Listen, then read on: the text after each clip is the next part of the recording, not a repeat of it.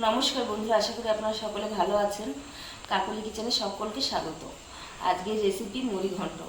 তাহলে চলুন কিভাবে রান্না করেছি দেখা যাক।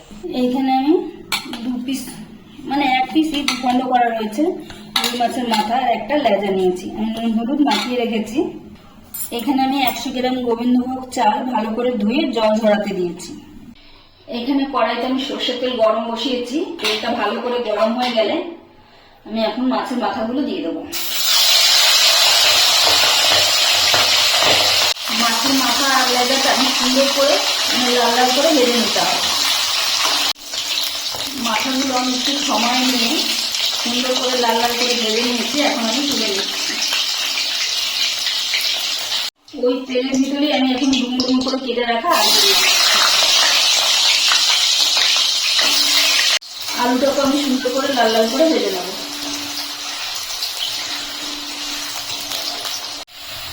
আলুটা আমি লাল লাল করে ভেজে নিয়েছি। এখন আমি আলুটা তুলে নিচ্ছি। এই তেলের ভিতরে আমি এখন ফোড়ন দিয়ে দেবো। ফোড়নের জন্য নিয়েছি আমি একটা তেজপাতা, জিরে আর গোটা গরম মশলা। ফোড়নটা ভালো করে ফুটে গেলে তারপর আমি দিয়ে দিচ্ছি এখন পেঁয়াজ কুচি।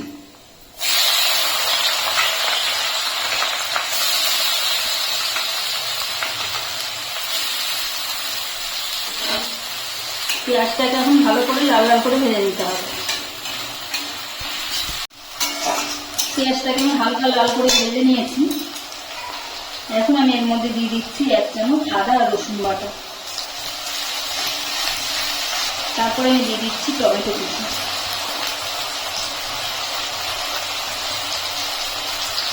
দিয়ে দিচ্ছি পরিমাণ মতন লবণ। লবণটা দিলে টমেটোটা তাড়াতাড়ি গলে যাবে।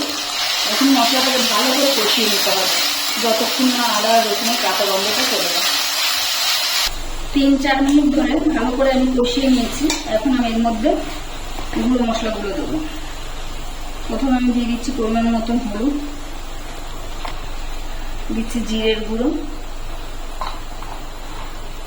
দিচ্ছি ধনের গুঁড়ো আর দিচ্ছি লঙ্কার গুঁড়ো। সামান্য একটু জল দেবো। আবারও মশলাটাকে আমি ভালো করে কষিয়ে নেব। মশলাটা আমার ভালো করে কষানো হয়ে গেছে। এখন আমি গোবিন্দভোগ চালটার মধ্যে দিয়ে দিচ্ছি। গোবিন্দভোগ চালটা দিয়ে একটু কষিয়ে নেবো। এখন 2-3 মিনিট কষিয়ে নেবো গোবিন্দভোগ চাল দিয়ে।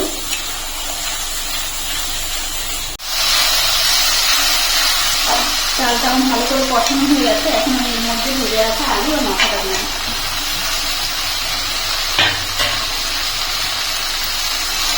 ভালো করে নাড়িয়ে চাড়িয়ে নেব। আমি এখন এর ভিতরে জল দিয়ে দিচ্ছি।